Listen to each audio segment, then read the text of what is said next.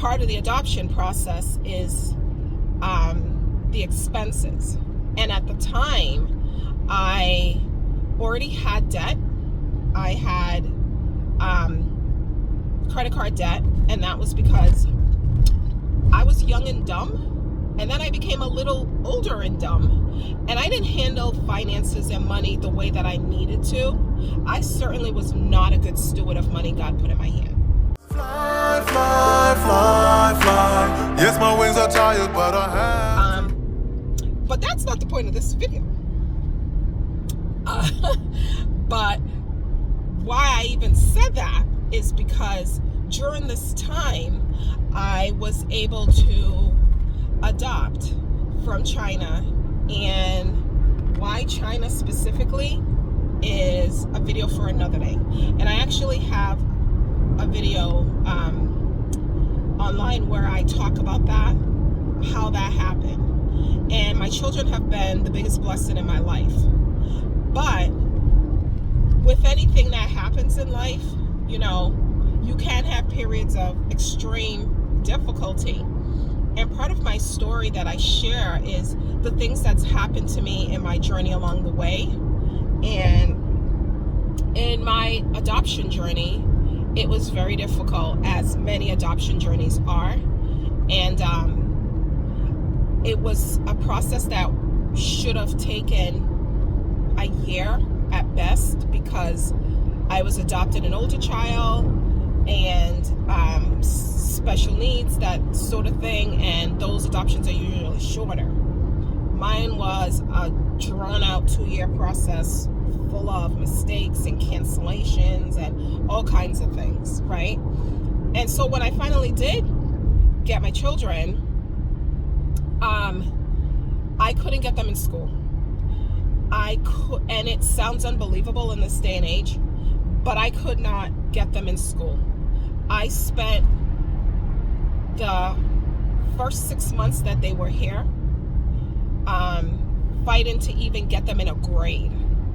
And then when I finally did get them in a grade, the school just could not provide the services that the kids need. They were older and they had never been in school, never was educated in any sense at all. My daughter was nonverbal at 9 and unable to even pick up a pencil, but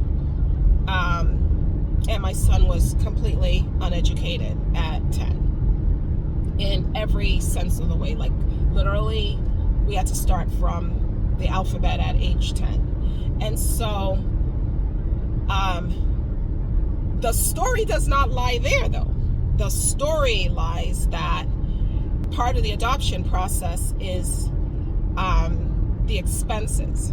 And at the time, I already had debt. I had credit card debt, and that was because I was young and dumb.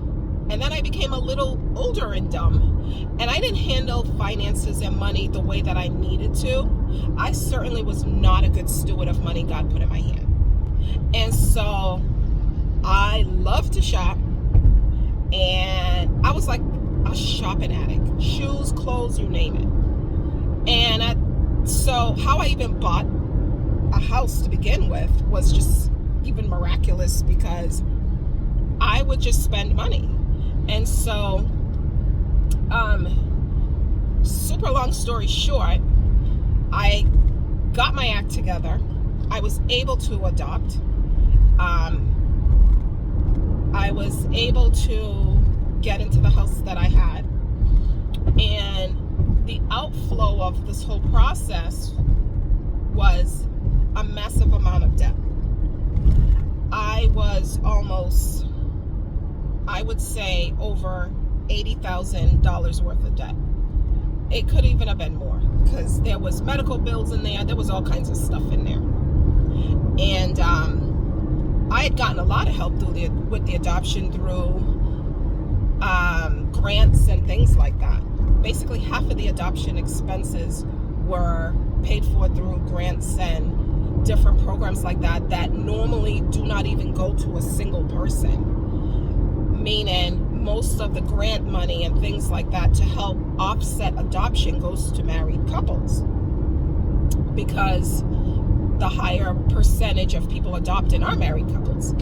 So a single person, you know, don't really get funds like that.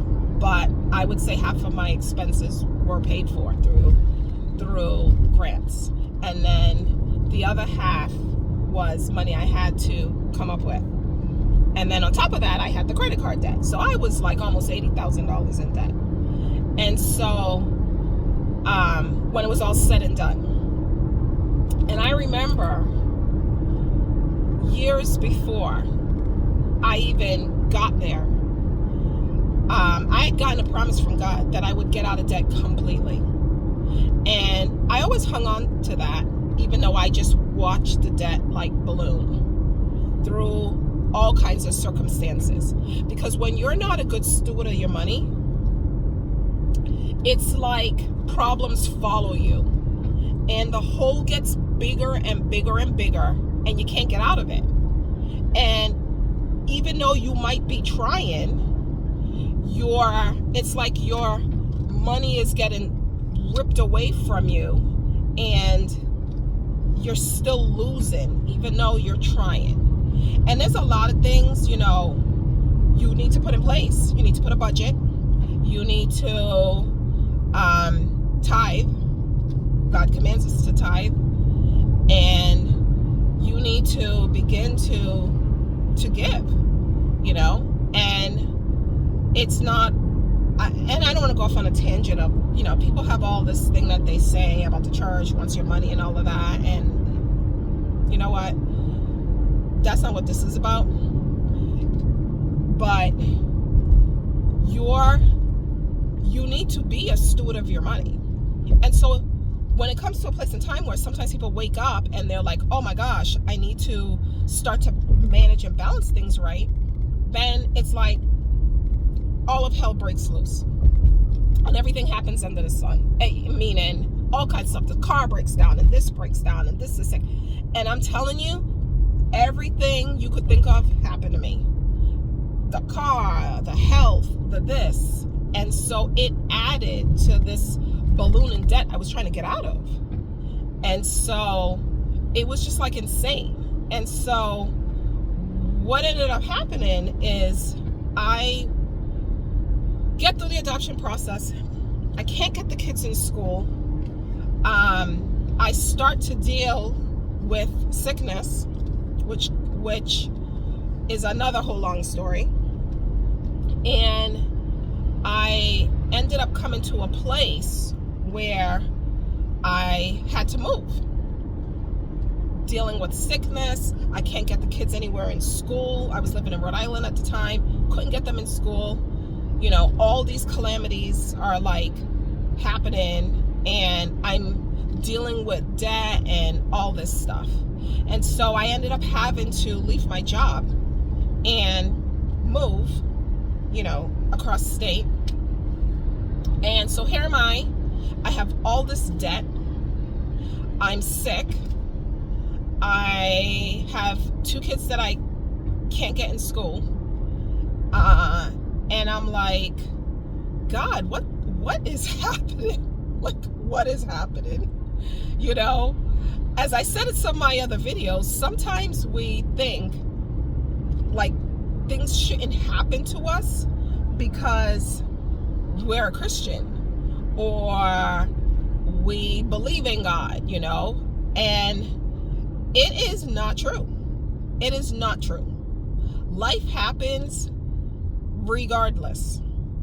But here's the thing, is that in Christ, there is a hope.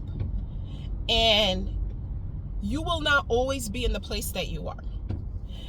And you might say, well, I don't need to be a Christian to have hope. I don't need to be a Christian to get out of different situations.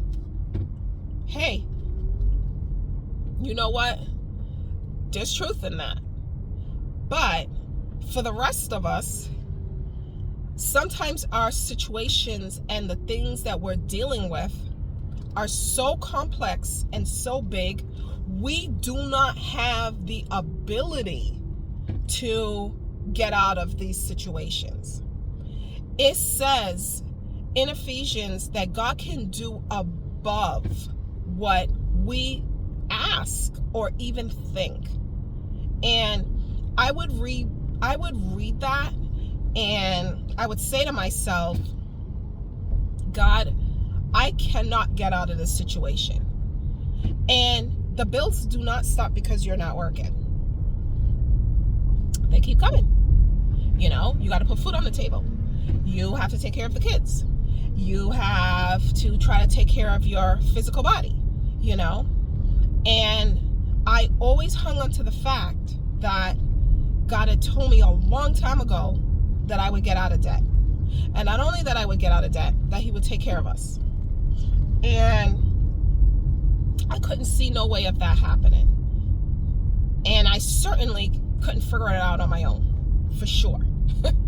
And so in a long course of event, what ended up happening is I moved, and I was in this whole debacle, and the house that I had was still in Rhode Island. I was checking on it, and I was trying to figure out what I should do with it.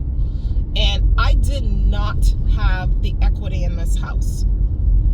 Meaning, if you're not in the house long enough, when you go to sell this house, you could get nothing for it because it hasn't built any equity. And the market was not where it is right now. And so, where we are right now in the housing market, houses are super, super inflated. But this was at a time where it wasn't like that. And so, in the course of trying to debate what I should do, I realized that I was put in a position where I did eventually find a school for the kids to go to. The help they were going to get was minimal at best, but at least it was a school so that I could attempt to try to go back to work. But because I had the house in Rhode Island, I couldn't enroll them in the school. And I'm like, people have homes in multiple places. How do they get through? But I couldn't.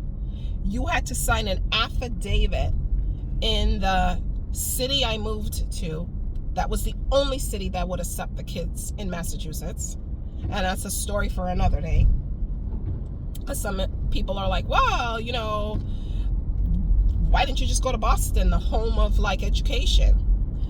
I did. The kids got kicked out of the school system. And like I said, that's a story for another day. So here it is. We're in this situation, and I have to sign this affidavit that we're a resident of the city, and we don't live anywhere else. And so it came to a place where I realized I have to sell the house. And you have to understand, when you are in this position where you worked hard to get something and you got to let go of it. And it was so difficult to even move to begin with because the kids just got a family, me, and now we have to uproot, go somewhere else, and it came down to I had to sell the house. And I'm like, how is this going to happen? I have no equity in the house. I had to step out and I said, God, if you're going to provide, you're going to have to do something miraculous, okay? And it was one of these things where even when I would ask, people what I should do or ask for advice, it was like literally the only thing people said to me was, I'm going to pray for you, which is the best thing ever that they could really ever do. And because the situation was just so bleak. And like I said to God, you're going to have to do something. And so when I finally was in that point where I had to let go of the house, I had no choice. I had purchased the house for $165. That same house today is like $450,000. I had no equity, zero equity in the house. And I had prayed about, like, what should I sell this house for? And I had resorted in my mind, come to the conclusion in my mind that, nothing was going to come of this, that I might actually have to end up owing money, really. And so I put the house on the market with the number God told me. I felt God told me put it on the market for $240. And at the time, there were no houses in that area that was anywhere close to that. And so I was like, in my head, that's insane. Who's gonna buy this for that? How in the world? But because I knew it was God that told me that, I said, okay. So I found a realtor, and they said, okay, what did you pay for the house? How much do you want to sell it for? And I say $240. And they like looked at me like I was an alien. And she was like, are you sure? That is way too high. And there are no houses for that selling like that. This was a small house. The realtor like laughed. And I told her, no, I need you to put it on the market for $240. And she did it. And within about 2 days that it was on the market, buyers stepped forth, and we got into this kind of like discussion. And the realtor tried to like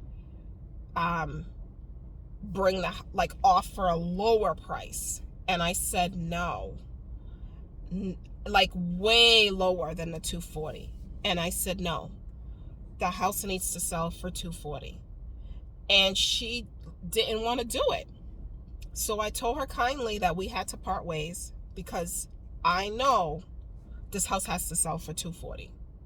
So I got another realtor involved who was a friend of mine from like way back. And he said, what do you want to sell the house for? And I said $240. And he said, who in the world is going to pay $240? And he said, okay, I'm going to do it. He told me later, I thought you were insane. But he did it. Within 24 hours, we had a buyer. The house sold at $240. And when everything was said and done, first mortgage getting paid off, second mortgage getting paid off, taxes, commission on both ends, what was left? Paid my debt off in full to the penny. There was nothing more, nothing less, in full to the penny. I went from all that debt down to zero.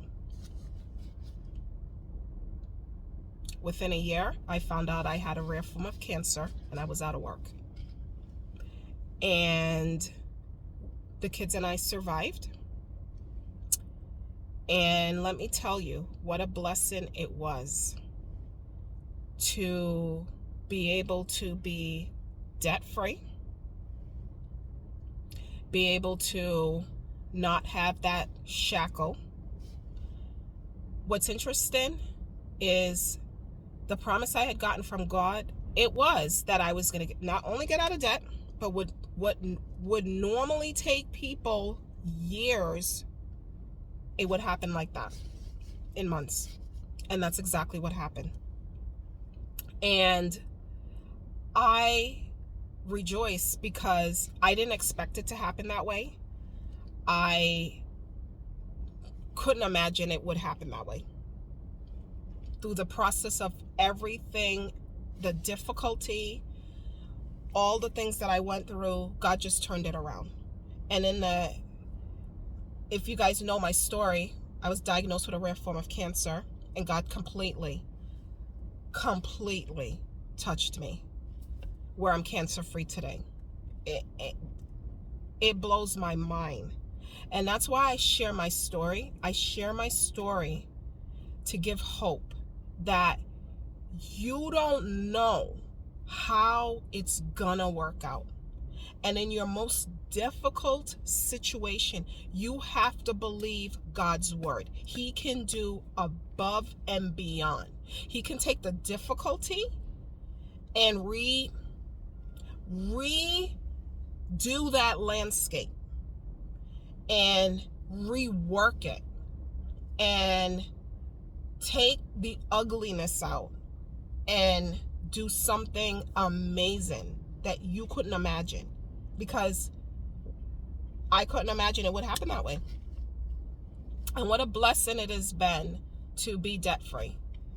It has allowed us, the kids and I, to do a lot of things. In that journey, I learned how to manage money.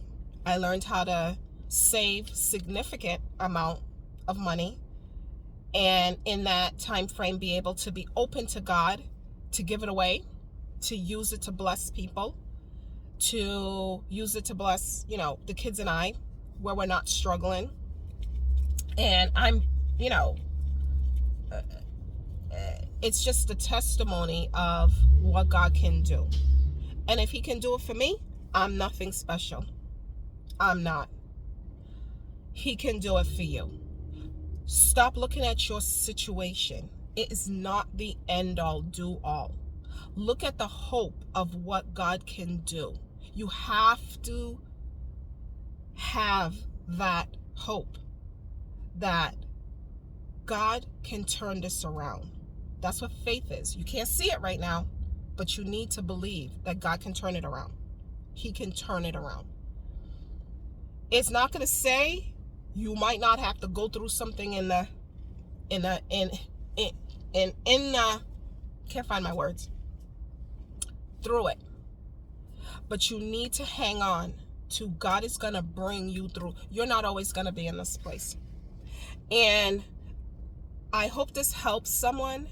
And I'm going to, when I post these things, I mean, I've had a lot of things happen in my life that I never thought would, but I'm posting to encourage those of you guys that are out there, especially you single moms.